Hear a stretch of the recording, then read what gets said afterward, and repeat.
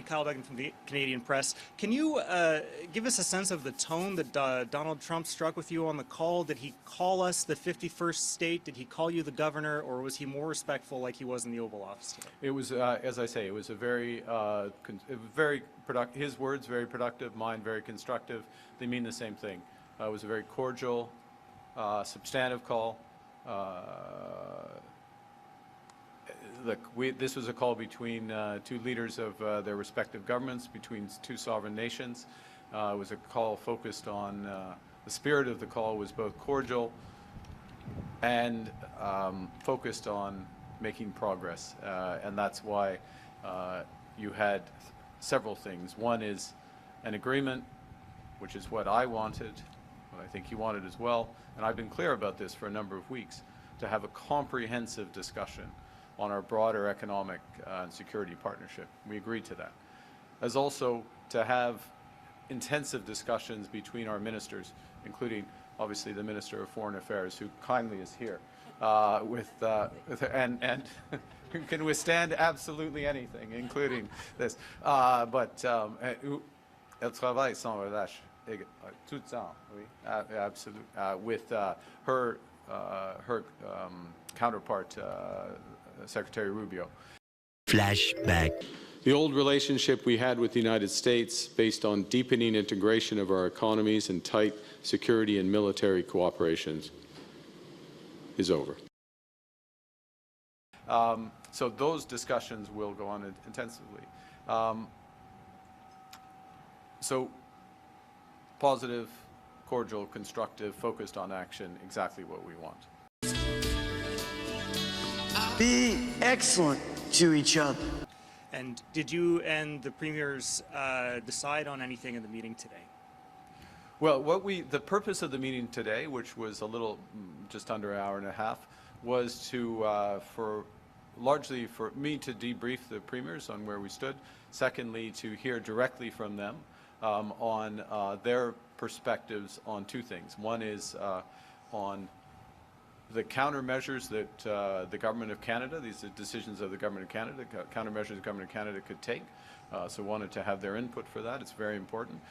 Secondly, to continue the discussion on how we're going to build this economy and to reinforce those discussions. And in both respects, it was very timely and helpful to have those discussions. Thank you. Finally! Good afternoon, Ashley Burke, CBC News. President Trump's tone changed today when he talked about Canada. It seemed more positive, and same thing with the call. Do you trust that? Is there a strategy there? There's always a strategy in a negotiation. Look, I think we've been clear about our priorities, how we're going to approach this. We've been clear that we have other options. We have other trading options, which we're going to continue to build, to be absolutely clear. We're going to continue to develop those trading options. We've also been clear about our priorities here domestically and how we're going to build out this country. Perhaps there was a different impression before about how strong Canada really is. You've said that you wouldn't sit down with Mr. Trump and talk to him unless he respects Canada's sovereignty. Did you convey that to the president today? And if so, what did he say? The president respected Canada's sovereignty today, both in his private and public comments. You son of a bitch. Brian Platt with Bloomberg News. One of the biggest trade irritants between Canada and the U.S. before President Trump came into office was the digital services tax, which the Biden administration and presumably the Trump administration sees as an attack on American tech companies. Are you committed to keeping the digital services tax, or is this something you're willing to negotiate with as you talk to President Trump? Well, we're waiting. When we say that there's a comprehensive discussion, there's certain things that are off the table. We've been clear. Issues, look, we can have discussions, but we will only agree to things that are in Canada's interest. You spent many years as a central banker assessing how policies affect the economy, along with other data and so on. Yeah. When you look at President Trump's policies, if they're all implemented, do you believe they will cause a recession in the U.S., and how would that impact Canada? Well, the second part of your question is easy, which is a recession in the United States always negatively impacts Canada.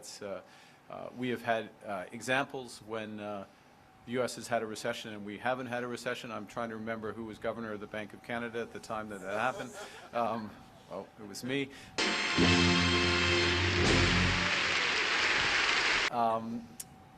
But it's relatively unusual. I think that these policies, I'll say the following, and I'll go back to what I said earlier. The president is intending to have a quite significant transformation of the American economy.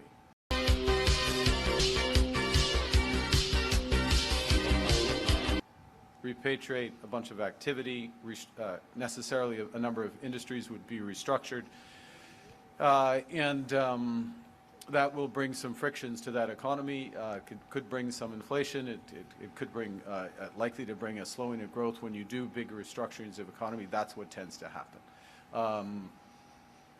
It depends the pace at which that proceeds, which in part depends for the U.S. economy on the outcome of the negotiations with, we would argue, and I think with very much justification, the Americans' most important trading partner. So the prospect of constructive discussions, productive discussions, comprehensive engagement is positive for the American economy, it's positive for the Canadian economy.